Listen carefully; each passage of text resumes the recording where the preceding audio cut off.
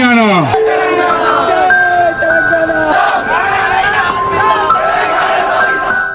కరీంనగర్ లోని తోటపల్లి గ్రామం ఓ సాధారణ మధ్యతరగతి కుటుంబం. 1972 జూన్ 3 ఓటమెరుగని రారాజు హరీష్ రావు పుట్టినరోజు. హైదరాబాద్ పాలిటెక్నిక్ స్కూల్లో డిప్లొమా, కాకతీయ యూనివర్సిటీలో గ్రాడ్యుయేషన్. కేసీఆర్ స్ఫూర్తితో తెలంగాణ మలిదశ ఉద్యమం ఊపు మీదున్న తొలినాళ్లలో రాజకీయ రణరంగంలోకి ఖడ్గధారుడై కదిలివచ్చాడు.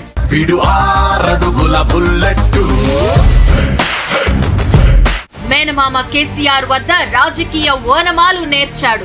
2001లో గులాబీ జెండా మొగ్గ తొడిగిన తరుణం నుంచే తెలంగాణ తల్లి ఒడినే బడిగా చేసుకుని ఉద్యమ పాఠాలు చదివాడు. తెలంగాణ రాష్ట్ర సాధన కంటే, ఆ రాష్ట్ర సాధనలో నేను సైతం ఒక కార్యకర్తను అనే తృప్తి కంటే ఇంత గొప్ప తృప్తి భవిష్యత్తుకే ఉండదు.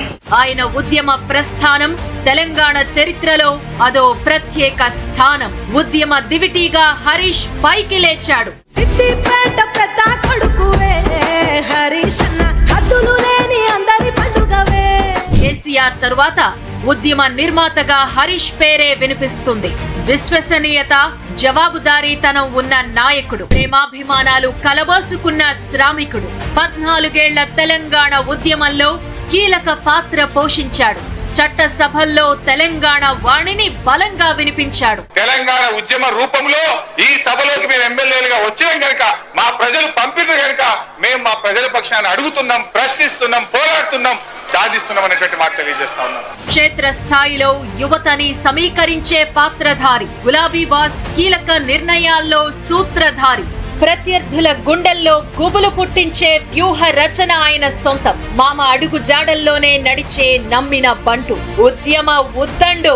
అన్నదాత ఆత్మబంధువే హరీష్ అన్న, కేసీఆర్ అంతరాత్మవే. హరీష్ రాకతో తెలంగాణ రాజకీయాల్లో మరో మరిచిపోని అధ్యాయం మొదలైంది. 2004లో తొలిసారిగా సిద్దిపేట శాసనసభ్యునిగా ఉప ఎన్నికల బరిలో దిగాడు. 24,829 ఓట్ల మెజారిటీతో విజయ దుందుభి మోగించాడు. ఆట తప్పని నైజం, అడమ తిప్పని పాదం, ఉరి తప్పని బాణం హరీష్ అన్న. అలుపెరుగని హరీష్ విజయ ప్రస్థానం అప్పుడే ఆరంభమైంది. 32 ఏళ్ల వయసులో అసెంబ్లీలో అడుగు పెట్టాడు. ఎక్కడైనా కాంగ్రెస్ పార్టీ 9 గంటల కరెంటు రైతులకు ఇస్తుందా? 24 గంటల కరెంట్ ఇస్తామన్నారు. ఇవాళ 24 గంటలు కాదు కదా, పల్లెటూర్లలో పోతే పొద్దున 6 నుంచి రాత్రి 6 దాకా కరెంటు రానటువంటి పరిస్థితి ఈ రోజు రాష్ట్రంలో ఉంది. అధ్యక్ష, వైఎస్ హయాంలో కేబినెట్ మంత్రిగా పగ్గాలు చేపట్టాడు. ప్రజాసేవే ఊపిరిగా ప్రయాణం మొదలు పెట్టాడు. అప్పటి నుంచి అతనితో పోటీకొచ్చిన ప్రత్యర్థులు ఓటమికి అలవాటు పడ్డారు. హరీష్ రావు గెలుపుకి చిరునామాగా స్థిరపడ్డారు. 2008లో 58,935 ఓట్ల మెజారిటీ, 2009లో 64,677 ఓట్ల మెజారిటీ, 2009లో పులివెందుల నియోజకవర్గంలో రాజశేఖర్ రెడ్డి సాధించిన రికార్డుని బద్దలు కొట్టి 2010లో 95,878 ఓట్ల మెజారిటీతో గెలుపొందాడు. 2014లో 93,328 ఓట్ల మెజారిటీ, 2018లో 1,20,650 ఓట్ల మెజారిటీ, 2023లో 83,308 ఓట్ల మెజారిటీతో డబుల్ హ్యాట్రిక్ దాటేసి అపోనెంట్స్ గుండెల్లో హడల్ పుట్టిస్తూ పొలిటికల్ హిట్ హంటర్ గా హల్చల్ చేస్తున్నారు హరీష్ రావు. ఏ పని పెట్టుకున్నా అది పూర్తయ్యే వరకు కనిపెట్టుకునే తిరుగుతాడు. ఆకలి దప్పులు మానుకుని ఒక్కడే ఉంటాడు.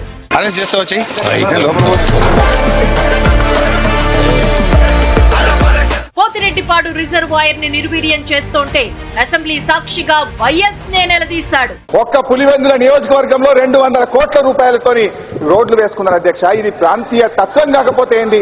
ఈ ముఖ్యమంత్రి రాజశేఖర రెడ్డి పెద్ద ప్రాంతీయవాది, ఈయనే పెద్ద ప్రాంతీయ తత్వం గలటువంటి వాడు. ఇవాళ మమ్మల్ని ప్రాంతీయవాదులు అనే మీకు లేదు అధ్యక్ష అని చెప్పి నేను మనవి చేస్తా ఉన్నాను. నెట్టంపాడు, కల్వకుర్తి, భీమా, కోయిల్ సాగర్లను పెండింగ్ ప్రాజెక్ట్స్ గా మార్చితే సమైక్యవాదులపై ఫైటింగ్ మొదలు పెట్టాడు. రైతుల ఆత్మహత్యల్ని ఆపే ఆశయంతో వలస బతుకులకు మెతుకులందించే దిశగా అడుగులు వేశాడు. బీడుపడ్డ తెలంగాణ గోడు వింటూ ఆకుపచ్చ కలలు కంటూ ప్రాజెక్టుల వద్దే నిద్రపోయాడు. అందుకే సాక్షాత్తు గవర్నర్ నరసింహన్ ఇతను హరీష్ రావు కాదు కాళేశ్వరరావు అని కితాబిచ్చారు. కాళేశ్వరం పేరెత్తితే ప్రత్యర్థులు సైతం హరీష్ రావు పేరే ప్రస్తావిస్తారు. కాళేశ్వరం పునాది రాయివే హరీష్ అన్న. సేద్యంతోనే నవ తెలంగాణకి పునాది వేద్దామనుకున్న హరిత విప్లవ సారథి. ఉమ్మడి రాష్ట్రంలో యువజన మంత్రిగా హరీష్ యువరక్తం ఉరకలు పెట్టింది.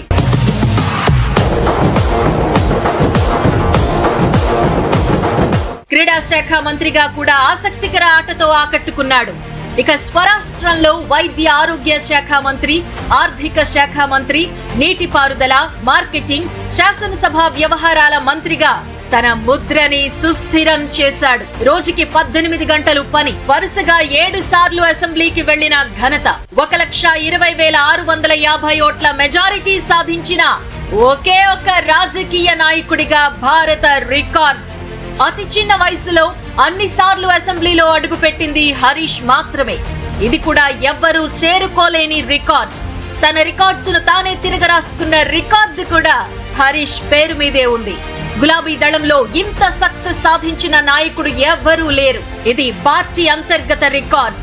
ఇలా ఎన్ని రికార్డులు బద్దలు కొట్టినా హరీష్ ఏ మాత్రం రిలాక్స్ అవ్వలేదు. ఇక సిద్దిపేట సికిందర్ సక్సెస్ వెనుక రహస్యాలు, రాజకీయాలు ఏమీ లేవు. అభిమానం, అభివృద్ధే ఉన్నాయి. ఎవరైనా ఒక్క మిస్డ్ కాల్ ఇస్తే హరీష్ కాలు సిద్దిపేటలో ఉంటుంది. రాత్రి 10 గంటల వరకు అసెంబ్లీలో ఉన్న ఉదయం 6 గంటలకే సిద్దిపేటలోని మార్నింగ్ వాకర్స్ ను నవ్వుతూ పలకరిస్తాడు. ఎంత బిజీగా ఉన్నా ప్రజలు పిలిస్తే వాలిపోతాడు. యువత ఆయన బలం. ఎవరికి కష్టం వచ్చినా ఆ దళం ఊరుకోదు, సాయం చేసి తీరుతుంది. హరీష్ కు అనుచరులంటూ ప్రత్యేకంగా ఎవ్వరూ లేరు. ఆయనకి ప్రజలే అనుచరులు, సమస్యలే శత్రువులు. సిద్దిపేట అభివృద్ధిని చూస్తే హరీష్ రావు చిత్తశుద్ధి ఏంటో తెలుస్తుంది. అభివృద్ధికి అడుగు చాడవే హరీష్ అన్న. 50 ఎకరాల్లో 63.6 కోట్లతో కలెక్టరేట్ భవనం, కోమటి చెరువు mini tank bund, cricket ground, flyover, అధునాతన shopping malls, model Rythu Bazar, ప్రభుత్వ వైద్య కళాశాల, భరోసా, సఖీ ఓల్డ్ ఏజ్ హోమ్లు, 300 కోట్లతో భూగర్భ మురుగునీటి సేకరణ కేంద్రం, 150 రకాల మందులతో బస్తీ దవాఖానా, 1,72,645 చదరపు అడుగుల విస్తీర్ణంలో 63 కోట్ల వ్యయంతో 718 సీటింగ్ కెపాసిటీతో 4 అంతస్తుల్లో 1,500 మందికి ఉపాధి కల్పించే IT tower, T hub, TASK skill centre, Siddipet police commissionerate, 25 కోట్లతో సిద్దిపేట శిల్పారామం ఏర్పాటు, కేంద్ర రాష్ట్ర స్థాయిలో సిద్దిపేట మున్సిపాలిటీకి 18 అవార్డులు. అందుకే హరీష్ అంటే అందరికీ ప్రేమ పుట్టేది, ఎప్పుడొచ్చినా హారతులు పట్టేది. సిద్దిపేటలో అసూయపడే విధంగా అభివృద్ధిని చూపెడుతున్న అద్భుతమైన నాయకుడు, గౌరవనీయులు పెద్దలు హరీష్ రావు గారికి. సిద్దిపేట రాగానే నేను ఫోన్ తీసుకుంటా, హరీష్ రావు గారికి ఫోన్ చేస్తాను. ఏం సంగతి బావా, ఏదో కొత్తది కట్టినాం, మళ్ళీ ఏం సంగతి ఫోన్ చేస్తాను. హరీష్ రావు గారితో కూర్చుంటాం, చాలా సంతోషంగా ఉంది. Big fan sir. అంటే ఒకసారి నాగ్పూర్ డ్రైవ్ చేసుకుంటే అప్పుడు ఫస్ట్ టైం ఈ కాన్స్టిట్యున్సీలోకి వెళ్ళినప్పుడు సడన్గా ముందు కాన్స్టిట్యున్సీకి మీ కాన్స్టిట్యున్సీకి I'm talking about like 10-15 years back విజిబుల్గా సో మచ్ ఆఫ్ డిఫరెన్స్ కనిపించింది. ఫస్ట్ టైం అంత డిఫరెన్స్ అంతకుముందు ఎప్పుడు చూడలేదు. అప్పటి నుంచి big fan of you sir. అప్రతిహతంగా సాగుతున్న హరీష్ రాజకీయ విజయ ప్రస్థానం చరిత్రను లిఖిస్తూ, అలు పెరుగగా ప్రవహిస్తూ, ప్రత్యర్థుల పన్నాగాలపై ఉక్కు పాదం మోపుతోంది, కొత్త దారులు చూపుతోంది. పనుంటే నిద్రపోడు, పని చెయ్యని ప్రభుత్వాన్ని నిద్రపోనివ్వడు. ప్రతిపక్షంలో ఉన్నా గాని మదపు టేనుగుల్ని దారిలో పెట్టే అంకుశం హరీష్. హరీష్ ఏది చేసినా ఉప్పెనే. రాష్ట్ర వ్యాప్తంగా 60 రోజుల్లో 80కి పైగా ప్రచార సభలు, రోడ్ షోలు నిర్వహించిన అలుపెరుగని నాయకుడు. హరీష్ రావునేమన్నా అనాలంటే ప్రత్యర్థులు కూడా ఆలోచనలో పడతారు. ఎందుకంటే అతని పనికి భయపడతారు, అతని మాటకి బదులు చెప్పలేరు. హరీష్ రావుకున్న ప్రత్యేకత ఏంటంటే సగటు కార్యకర్తలతో ఉన్న అద్భుతమైన సంబంధాలు. ఈవెన్ పార్టీ కార్యకర్తలే కాదు, across political parties Harish Rao అంటే జనరల్ గా అభిమానం ఉంటుంది.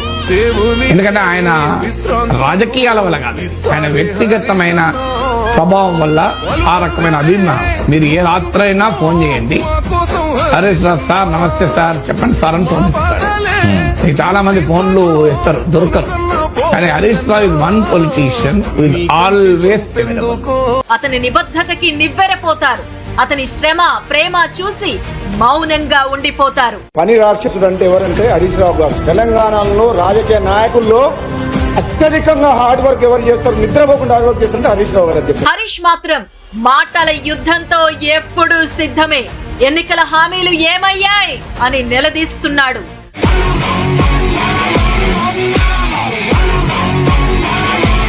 ఆరు గ్యారంటీలను కాకెత్తుకుపోయిందా అని కాలర్ పట్టుకుంటున్నాడు. 50% రుణమాఫీ అందలేదు అని సవాల్ విసురుతున్నాడు. రేవంత్ రెడ్డి గారికి నేను సవాల్ విసురుతున్నా, నిజంగా సంపూర్ణంగా రైతు రుణమాఫీ పూర్తయిందంటే నువ్వే చెప్పు, ప్లేస్ చెప్పు, డేట్ చెప్పు, టైం చెప్పు, ఏ జిల్లాకు పోదాం, ఏ మండలానికి పోదాం, ఏ గ్రామానికి పోదాం, నువ్వు చెప్పు, నేను వస్తా. నా నియోజకవర్గానికి వస్తావా, నీ నియోజకవర్గానికి పోదామా, రాష్ట్రంలో ఎక్కడ పోదామో నువ్వే డిసైడ్ చేయి. అక్కడనే పోయి ఆ ఊర్లో రైతులను అడుగుదాం, కుల్లా రుణమాఫీ అయిందో కాలేదో తేల్చేద్దాం. తెల్ల కార్డుల జారీపై చర్యలేవి అని విరుచుకుపడుతున్నాడు. అసమర్థ పాలనని ఎండగడుతున్నాడు. అతనెప్పుడు అలసిపోడు. పని రాక్షసుడై ప్రజల్లో కలిసిపోతాడు. పదవులు ఉన్నా లేకున్నా పరిగెడుతూనే ఉంటాడు. పార్టీ గెలిచినా గెలవకపోయినా తాబేదార్లతో తలపడుతూనే ఉంటాడు. పదవి ఉన్నా లేకపోయినా నేను మొహమాటం లేకుండా చెబుతున్నా. 294 మంది ఎమ్మెల్యేల గురించి మాట్లాడతాను నేను. 119 కాదు, 175, 119లో మొదటి ఓటు ఎవరికేస్తానంటే హరీష్ రావు గారికి వేస్తాను. పదవిలో ఉన్నా లేకపోయినా ఒకటే మాట, ఒకటే తీరు, ఎప్పుడూ సంస్కారం. నేను 10 ఏళ్లుగా మాట్లాడుతున్నాను ఈ మాట. మంత్రి పదవి ఉన్న రోజులు ఉన్నాయనికి లేని రోజులు కూడా ఉన్నాయి. అప్పుడు మామూలుగా ఎమ్మెల్యేగా ఆయన పనేదో ఆయన చేసుకున్నారు, అంత ఇవ్వలేదని అనలేదు. అసలు ఇచ్చిన పనేదో రెవెన్యూ మంత్రి ఇచ్చినా చేశారు, వైద్య ఆరోగ్య మంత్రి ఇచ్చినా చేశారు, పరిగెట్టించారు యంత్రాంగాన్ని, తన బాధ్యతతో తను నిర్వర్తించారు. అదే లక్ష్యం. అన్నీ తెలిసిన ఆటగాడు మైదానంలో ఉన్న నెట్ ప్రాక్టీస్ చేస్తున్న రెండు ఒక్కటే. ఎక్కడైనా ఫైటే. అధ్యక్ష, 650 పేజీల్లో ఉన్న ఒక్కొక్క పేజీకి ఒక్కొక్క అక్షరానికి నేను సమాధానం చెప్తాను.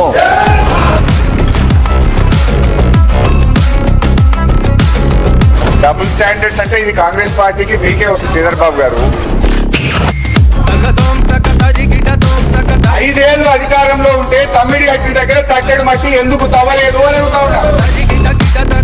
28 సార్లు ఇంటరప్షన్ అయింది సార్ నాకు. 28 సార్లు. ఉత్తమ్ గారు 8 సార్లు, వెంకటరెడ్డి గారు 2 సార్లు, శ్రీధర్ బాబు గారు 5 సార్లు, పొంగిరెడ్డి గారు 6 సార్లు, ముఖ్యమంత్రి గారు 3 సార్లు, జూపల్లి గారు 4 సార్లు. I have answer for everything.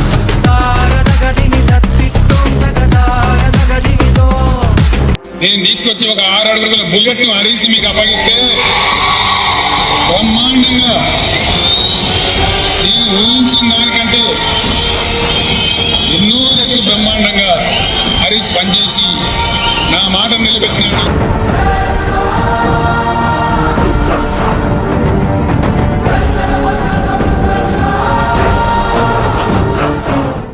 మాట తప్పని నైజం, మడమ తిప్పని పాదం, గురి తప్పని బాణం హరీష్ అన్న.